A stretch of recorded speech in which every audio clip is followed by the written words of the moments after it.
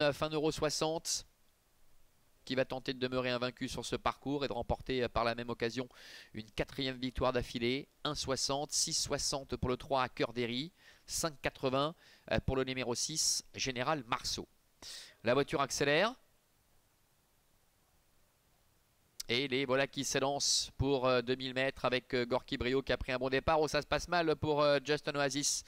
Justin Oasis qui est au galop, le numéro 4 qui d'entrée de jeu va certainement perdre toute chance. Yatix, le favori, est très bien parti malgré sa position en seconde ligne. Il est léger là 3 au 4e.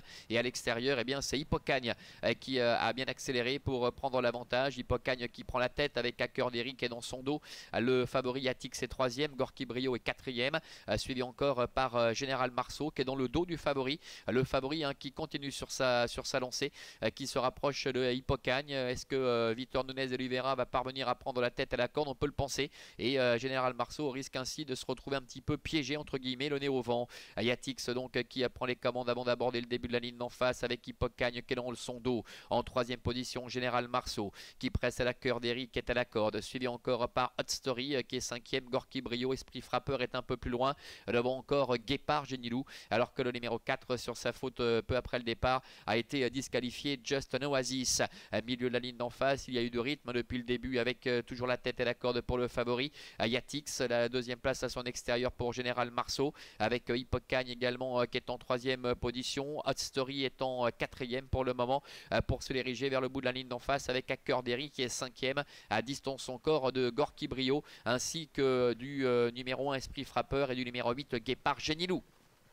Tournant final, Yatix qui contrôle dans son dos Hippocagne, Général Marceau qui parfois n'est pas très à l'aise dans le dernier tournant avec dans son sillage le numéro 7 Hot Story et côté corde le numéro 3 à Cœur d'Héry. Ça va se jouer entre ces 5 concurrents pour aborder bientôt la dernière ligne droite avec le favori Yatix qui a toujours l'avantage, Hippocagne qui a pu bénéficier d'un très bon parcours dans son sillage, Général Marceau qui est un petit peu en difficulté, au contraire le à Cœur d'Héry qui essaie de se relancer en dedans avec un peu plus loin Hot Story, entrée de la dernière ligne droite, Yatix qui débouche en tête avec Hippocagne qui se décale maintenant avec Julien Houser qui tente de venir l'inquiéter. Yatix attaqué par Hippocagne, Hippocagne qui vient de laisser une belle impression l'autre jour, qui attaque sèchement Yatix qui ne peut pas réagir semble-t-il, avec Julien Houser et Hippocagne qui prennent l'avantage. Yatix qui a du mal à finir avec à l'extérieur Hot Story qui refait pas mal de terrain, à Cœur d'Héry qui va suivre l'attaque également en léger retrait de Gorky Brio.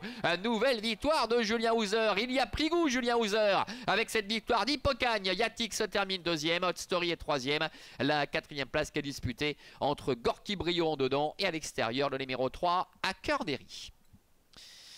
Voilà la victoire de Hippocagne, le numéro 5. Il est en plein boom actuellement, lui qui venait de s'imposer la dernière fois après avoir montré le bout de son nez à plusieurs reprises. Yatix, le numéro 9 pour cette petite rentrée, doit se contenter de la 2e place. La 3e place pour le numéro 7 Hot Story qui est 4e. Difficile sur ce plan-là évidemment d'avoir une préférence entre Gorky Brio, numéro 2 à la corde, et le numéro 3 à Cœur d'Héry.